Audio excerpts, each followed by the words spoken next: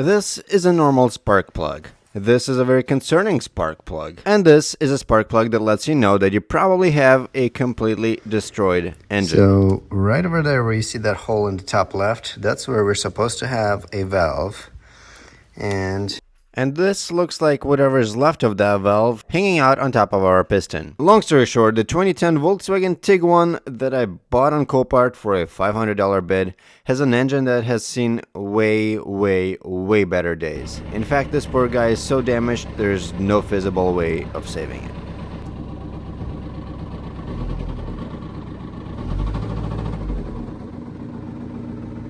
I have spent multiple months trying to find a decent engine donor for us, and even though the local junkyard had quite a bit of these Tiguans, all of them had similar engines that were completely seized or just taken apart past the point of no return. So it is like weeks later, potentially even months later, and something popped up on IAA that might be an excellent engine donor. And the best part is that it's pretty cheap. It is currently for a buy it now at $500. And junk title located in Milwaukee, so the delivery will be roughly $150. 2.0 front wheel drive only, which honestly is just gonna make it easier to pull the motor out. And outside of that, seems like a decent little car. I found some service records. Looks like this thing had about 105,000 miles on it. The tires have like 5,000 miles on them.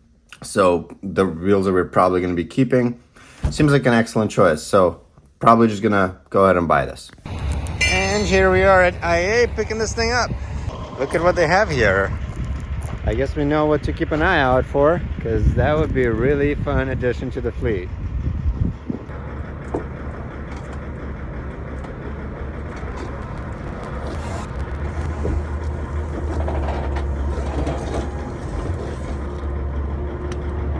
This thing is so rough.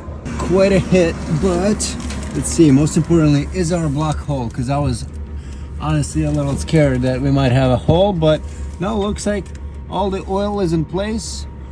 I don't see any chunks of the engine missing, so that's great news. Getting this thing off a trailer is going to be quite fun, considering the fact that we have some suspension damage, but I guess that's a problem for another day.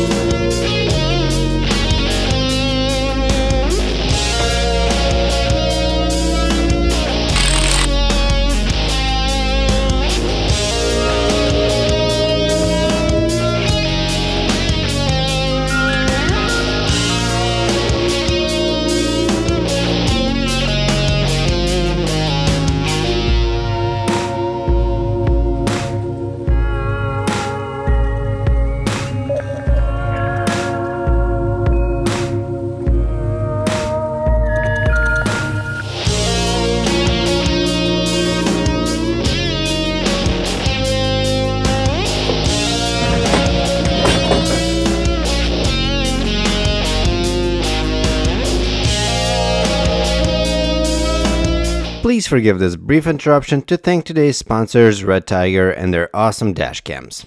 The ViewClear 70 is the second camera I've reviewed from Redtiger. In fact, this thing is now permanently mounted in the Diesel Q7, which is my current daily/work truck. You get really clear and colorful 4K footage with the front camera via Sony's Starvis 2 sensor, while the rear delivers 2.5K Quad HD recording. There is built-in GPS that monitors your speed and location, which can help in many situations, whether you're dealing with police or insurance scammers. You can use voice commands to save specific videos or to take a snapshot while you're driving around. That could be used to take a picture of someone's license plate or to save a specific event that you want to make sure gets saved. You get a very nice 3-inch touchscreen, Wi-Fi 6 support for really fast uploads, and new technology allowing for better nighttime footage.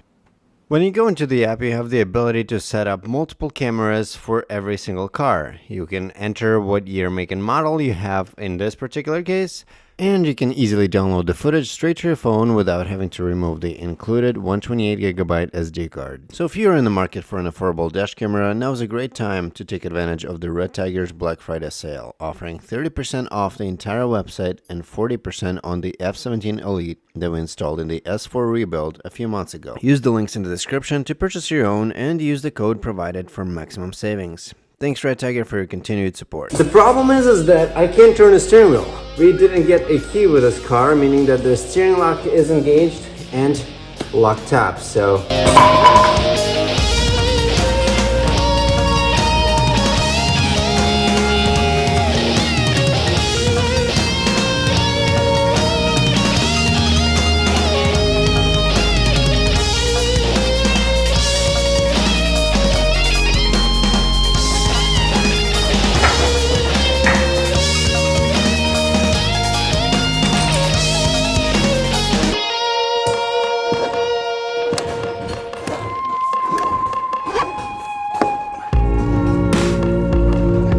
Perfect. My genius never ceases to amaze me. We got this.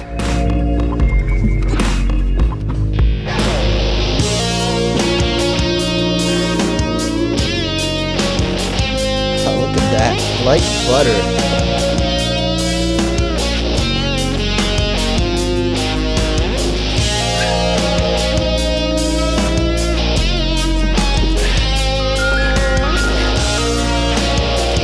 There we go. Oh yeah. Perfect. There goes my workout for the day.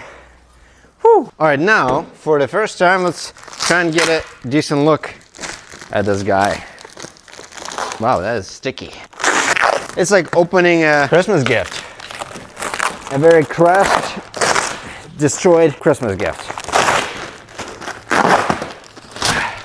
It looks like the windshield wasn't even broken before somebody tried opening the hood on this, which I guess they really needed that engine bay picture. But speaking of the engine, things are looking promising. This thing looks whole. And we say bye-bye. Interesting, the throttle body here is disconnected, but the engine seems great. I am not seeing any leaks. I'm not seeing any cracks in the intakes. All the tubes seem fine, apart from this one that goes right into our throttle body. Either way, a lot of the accessories are probably going to be swapped from that car onto this one. Also, we're missing the oil cap. Or wait, maybe, oh, this is the cover for the oil cap. I guess that broke off. Because obviously this isn't our crankcase, this is like the bottom half of the oil cap that just somehow broke. I guess I would rather have it this way because this means that nothing got inside our crankcase, but getting that out is going to be a little interesting. Probably no saving this bumper, so we can just break that off. Same with the headlights.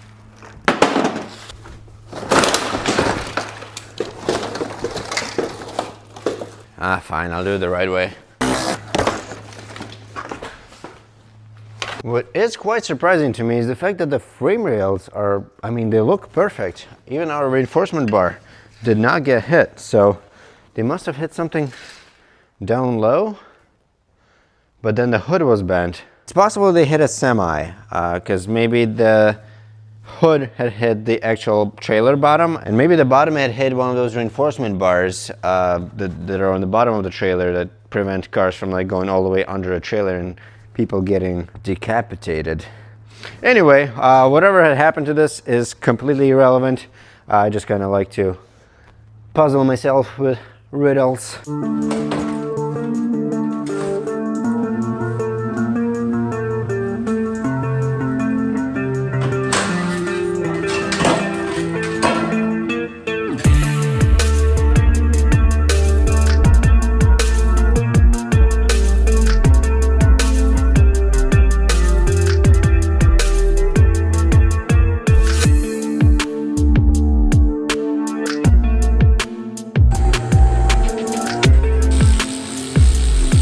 So a lot of the stuff I'm removing right now is not really necessary for what we're doing, but it's just gonna make this entire job much easier the more stuff I have out of the way.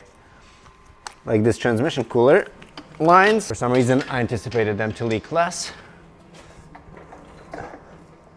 All right, perfect. Because this allows us to get to the bolts for the starter a little easier, just gonna save me a little bit of time. And considering the fact that I don't need to worry about the amount of work I'm gonna do when putting this back together, because I'm not going to put it back together, this just seems like a reasonable thing to do.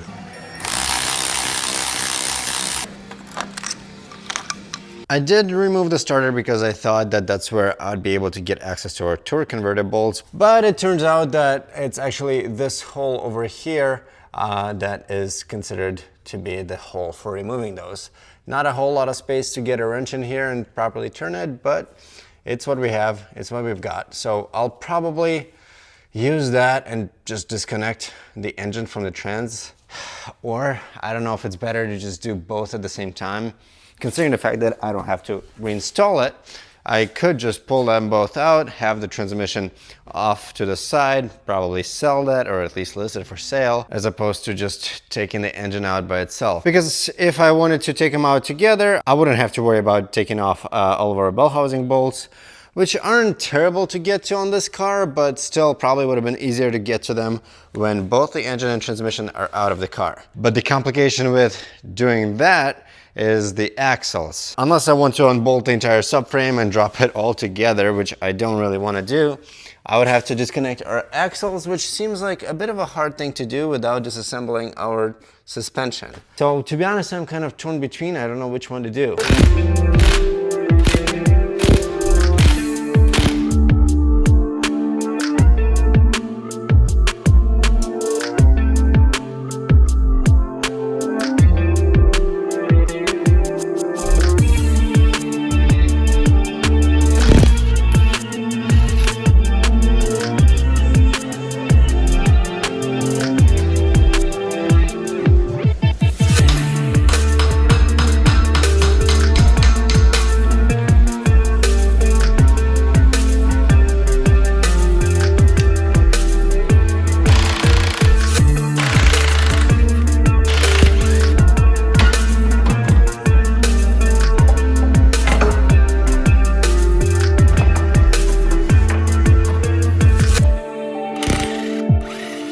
Okay, so at this point, I think everything at the bottom is disconnected. The only thing we didn't manage to get off is the driver's side axle, which is unfortunate, but I think we should be okay. So we're gonna try and keep the transmission and the engine together and get them out.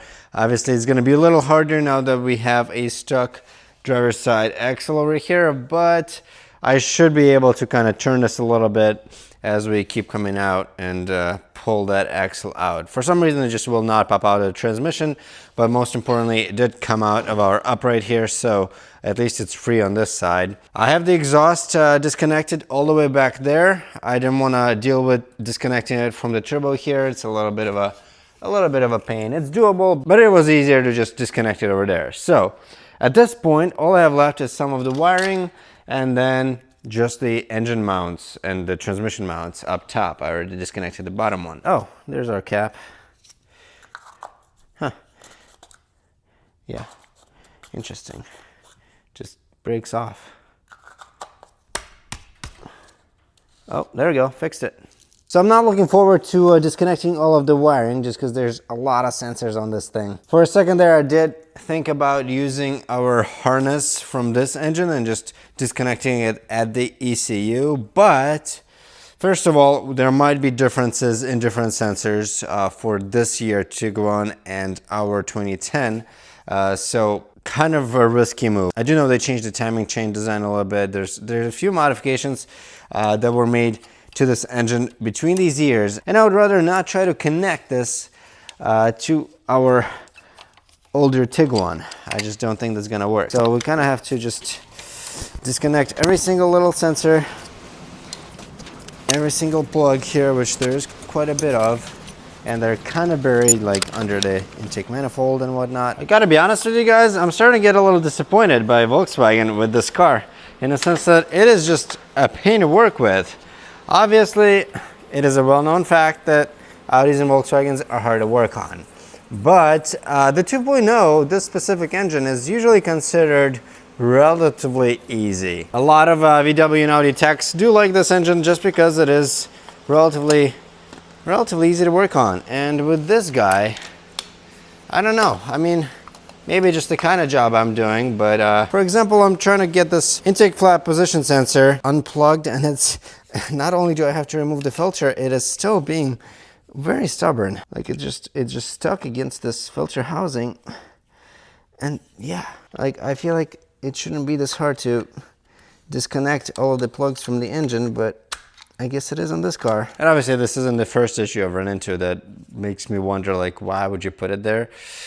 Another design flaw on this that I have found that was really disappointing to me is our rear control arms. I've never heard of this being a common issue, but as you can see, we have a giant hole just due to the rust inside of our control arm here.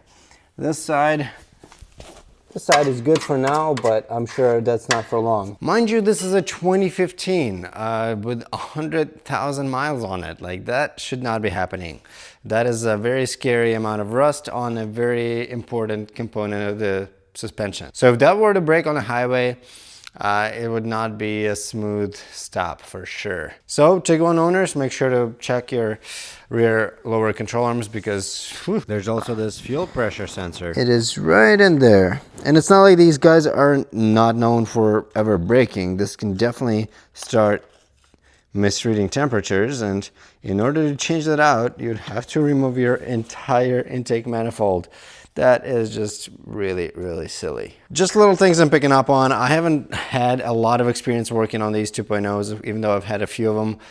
Never really had to do a deep dive into swapping one or anything like that. So just kind of, you know, letting you know what my thoughts and feelings are about this little project of ours. All right, I give up. At this point, I gave it every ounce of effort to try and unplug all this without removing our intake manifold, but I simply do not think it's possible. So we're gonna pop this guy out. The fuel rail is attached to the intake manifold, which means that in order to pop this off, I do have to fight against the injector seals. There we go. Okay, making progress. Should get this vacuum hose off. Oh yeah, there we go. Come on out. Okay, come on. Is this it? Finally. Okay, we got this off. Perfect. Get a look at our intake valves, which are a bit carboned up. I think we're gonna clean this off. Lastly, we have this guy with a wire going down the side of the engine here. Might be something I have to do from the bottom. And once that is disconnected, I think all of our electrical is going to be out of the way. And here are those two last connectors. Looks like one of them is for the wastegate actuator, and the other, I don't know, maybe some sort of a boost sensor, because that also seems to go somewhere right next to the turbo. These plugs are getting stuck. How am I supposed to get them out of there? Come on.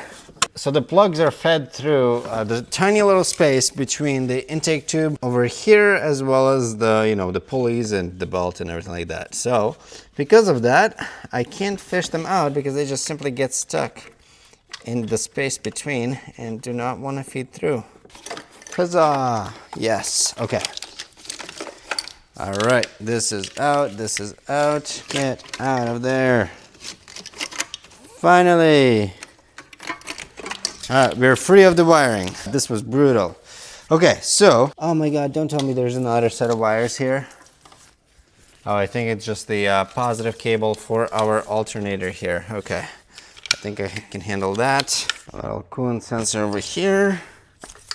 And this is free too. Okay, there's no more wiring attaching the engine to the car, supposedly. So if I unbolt our mounts and start pulling the engine forward, it should follow us willingly. Naturally, I did forget at least one thing, and that is our heater core hoses, sending coolant into the cabin to warm it up. There we go. Okay, there's one, and here's the other.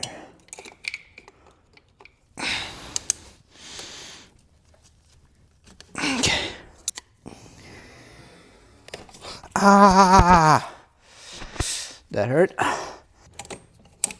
Get out of here. I'm thinking I should be able to make this work with our engine stand, because I'm obviously going to need our engine hoist for removing the engine from the other Tiguan, since that one I'm hoping to get done with the front end still in place. It's going to be much harder, but in the grand scheme of things, I think it's easier than removing the front end and then putting it back on. So I'm just going to try and set this down and just have our engine and transmission sitting on this. We'll see how well this works out for me.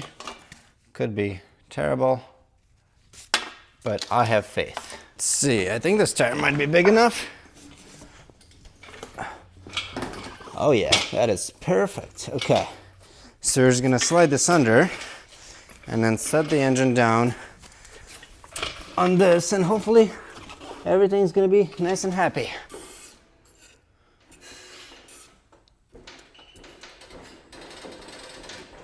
Okay, so a good amount of the weight is now on this. So all we have to do is just start unbolting things. I love unbolting things. We need a new battery.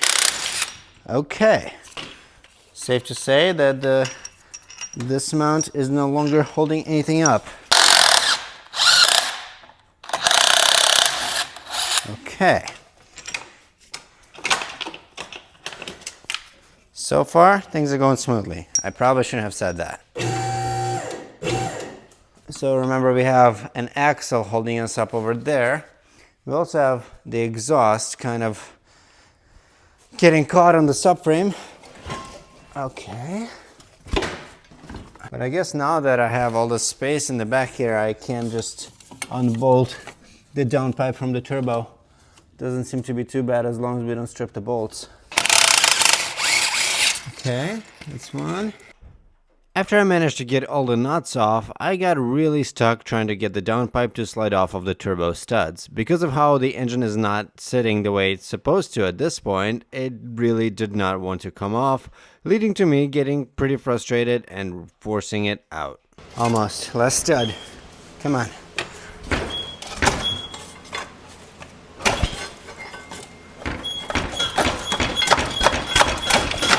Finally. Alright, I rarely get annoyed or like properly mad on this channel, but this was like a really frustrating thing to deal with. So, okay, hopefully the engine just slides right out now. You would think, right? The axle probably is going to give us some issues, but I'm hoping we can work around that. Yes. Make sure it doesn't get caught on our sway bar end link here.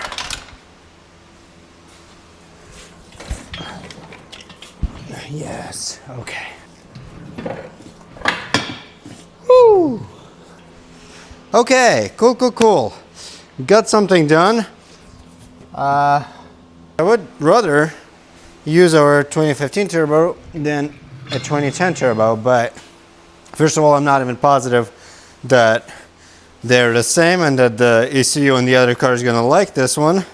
So potentially they'll need to be swapped, but if I can, I would like to use this. The only problem is that I've destroyed the studs for our downpipe. These guys right here are definitely not happy, which I honestly don't care about. As long as I can either knock them out, which I should be able to, or if I can't, then I'll just use the turbo on the other engine and call it a day. Or just swap the studs from that car to this, assuming that it's going to be easier to remove on that car, which is unlikely, but possible. Okay, I think we are going to do the chains on this engine. We're going to put it into this car, but all of that is going to be in the next video. Until then, I'll just give you a little update of everything else we have going on at the dealership. We have Volvo's Escape. I just bought this minivan. This got delivered yesterday. It has mystery damages. So it was being sold by an insurance at IAA, and then it was marked as mechanical damages as well as undercarriage damages.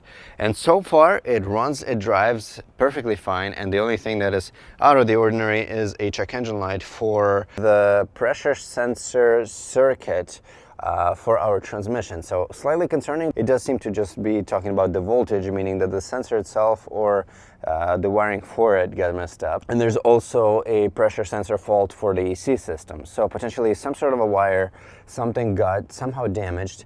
Maybe they like drove over debris on a highway and that's how they gave it mechanical and undercarriage damages. But so far, I mean, everything under this thing looks pristine. I didn't notice any kind of significant damages down here. Everything looks good. Haven't had a chance to get it onto the lift yet, but once we do, we'll get a better idea what happened here.